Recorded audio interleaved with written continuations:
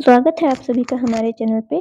आज हम लोग पढ़ेंगे फिजिक्स की रिवीजन क्लास में कुछ वैज्ञानिक उपकरण एवं उनके अनुप्रयोग। उपकरण एनीमोमीटर। एनीमोमीटर मापने का प्रयोग, यानी कि मापने में क्या प्रयोग किया, उपकरण और मापने में क्या प्रयोग किया जाता है। पहला है एनीमोमीटर, वायु का वेग मापने में। एमीटर, विद्युत धारा मापने में। अल्टीमीटर को ऊंचाई मापने में। ऑडियोमीटर, ऑडियो से ही समझ आ रहा है, ध्वनि की तीव्रता नापने में। बैरोमीटर, बैरोमीटर वायुमंडलीय दाब मापने में। कैलोरी, कैलोरी का ऊर्जा से ऊष्मा से ही संबंध है, तो कैलोरीमीटर ऊष्मा मापने में। सोनार, सोनार क्या है, महासागर में डूबी हुई वस्तुओं की स्थिति, जैसे महासागर में बहुत सी वस्तुएं डूब जाती हैं तो वो कहाँ पर हैं, कितनी गहराई पर हैं, उसको मापने में, उसका पता लगाने में। पायरोमीटर उच्च ताप मापने में।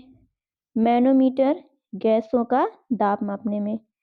हाइग्रोमीटर सापेक्षिक आर्द्रता मापने में।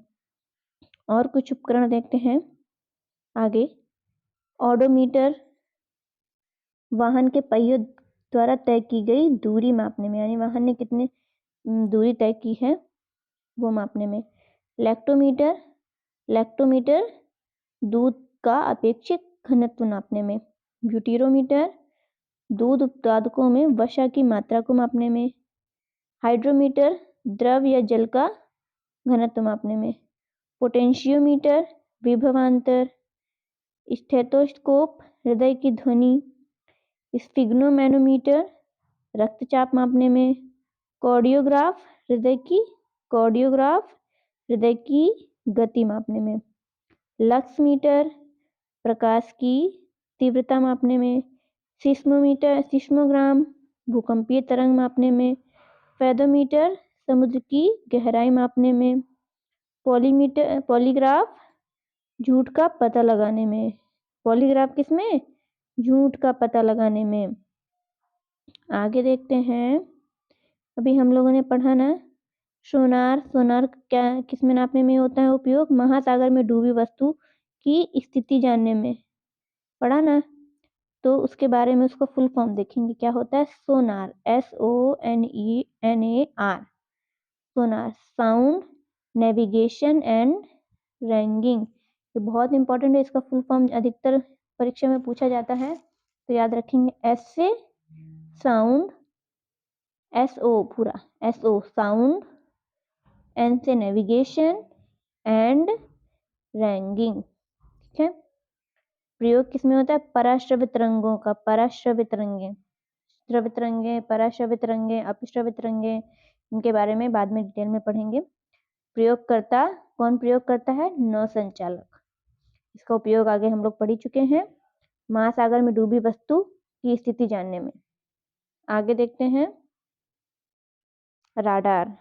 राडार का full form RADAR, radar. RA radio detection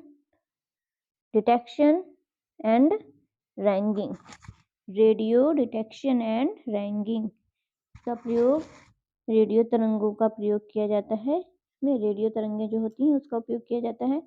और क्या मापने में, अब पीछे पढ़े हैं, दूरी की वस्तु की स्थिति, यानी कि दूर की वस्तु की स्थिति, ऊंचाई, दिशा व गति ज्ञात करने में इसका बहुत उपयोग होता है, इसलिए भी बहुत इंपॉर्टेंट है, परीक्षा में बहुत पूछा जाता है।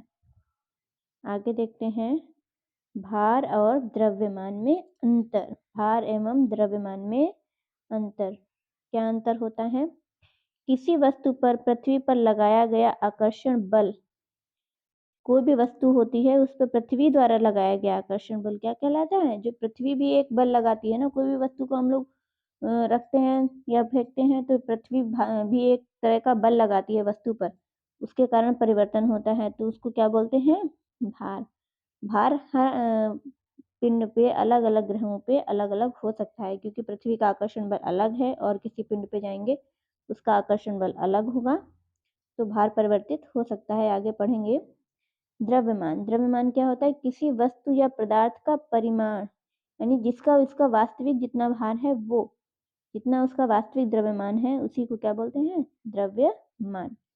भार क्या है, एक सदिश राशि है और द्रव्यमान एक अदिश राशि है क्योंकि इसमें केवल परिमाण होता है, इसमें दिशा का कोई भी मान नहीं होता है। और भार में दिशा भी होता है और परिमाण भी होता है। आगे पढ़ते हैं। अभी हमने पढ़ा है किसी वस्तु का भार भिन्न भिन्न स्थानों पर भिन्न भिन्न हो सकता है। पृथ्वी पर देखेंगे तो किसी वस्तु का भार अलग होगा, और किसी ग्रह पे चंद्रमा पे उपग्रह पे जाएंगे, चंद्रमा पे जाएंगे, और किसी अन्य ग्रह पे जाएंगे तो उसका भार अलग होगा। लेकिन हर वस्तु का द्रव्यमान समान रहता है क्योंकि उसमें दिशा का कोई भी ज्ञान नहीं होता है। आगे पढ़ते हैं। दूरी और विस्थापन में क्या अंतर है? दूरी क्या होती है? दो बिंदुओं के बीच के पथ की पूरी लंबाई। जैसे ये बिंदु और ये बिंदु पे हमें जाना है तो इसकी जो लंबाई है वो क्या कहलाएगी? दूरी।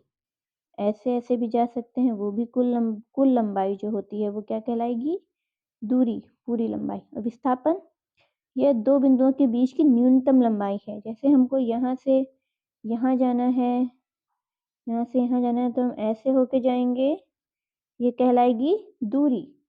अगर यहाँ से डायरेक्ट यहाँ जाएंगे तो कहलाएगा विस्थापन। यानी प्रारंभिक दूरी से अंतिम बिंदु के बीच की दूरी को क्या कहते हैं? विस्थापन। अगला पॉइंट है, जो दूरी है वो एक अदिश राशि है। दूरी क्या है? एक अदिश राशि है, इसमें केवल परिमाण होता है।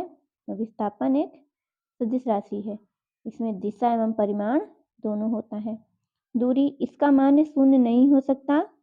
विस्थापन, इसका मान शून्य हो सकता है। दूरी, इसका मान शून्य नहीं हो सकता। दूरी कभी भी शून्य नहीं होती है, लेकिन विस्थापन शून्य हो सकता है। आगे देखिए, चाल और वेग। चाल और वेग, जैसे दूरी विस्थापन पढ़ा है वैसे ही आगे पढ़ते हैं। चाल क्या होती है? चाल सभी ने पढ़ा है। किसी वस्तु द्वारा चली गई दूरी एकांक समय में, इकाई समय में चली गई दूरी क्या कहलाती है? चाल कहलाती है। चली गई दूर, चाल बराबर चली गई दूरी बटे समय। चाल एक अदिश राशि है, इसमें दिशा का कोई भी ज्ञान नहीं होता है। इसका मात्रक मीटर प्रति सेकंड। वेग क्या होता है? वेग वस्तु में इकाई समय में उत्पन्न विस्थापन, यानी कि एकांक समय में किया गया विस्थापन क्या कहलाता है? वेग कहलाता है। क्योंकि विस्थापन में क्या होता है? दिशा भी होती है और परिमाण भी होता है। वेग बराबर विस्थापन बटे समय। वेग एक सदिश राशि है। वेग का मात्रक भी मीटर प्रति सेकंड और चाल का मात्रक भी मीटर प्रति सेकंड। आगे त्वरण पढ़ेंगे। त्वरण क्या है? त्वरण समय के साथ वस्तु के वेग में परिवर्तन की दर। जो वस्तु का वेग है उसके वेग परिवर्तन में जो दर है उसको क्या बोलते हैं?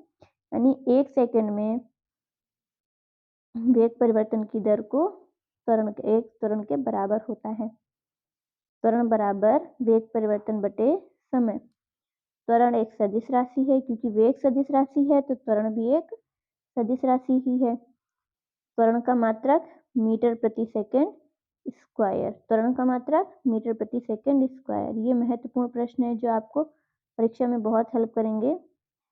हमारे इस वीडियो को देखने के लिए बहुत बहुत धन्यवाद। आगे ऐसे ही जुड़े रहिए, आगे और भी प्रश्न करवाए जाएंगे। बहुत बहुत धन्यवाद।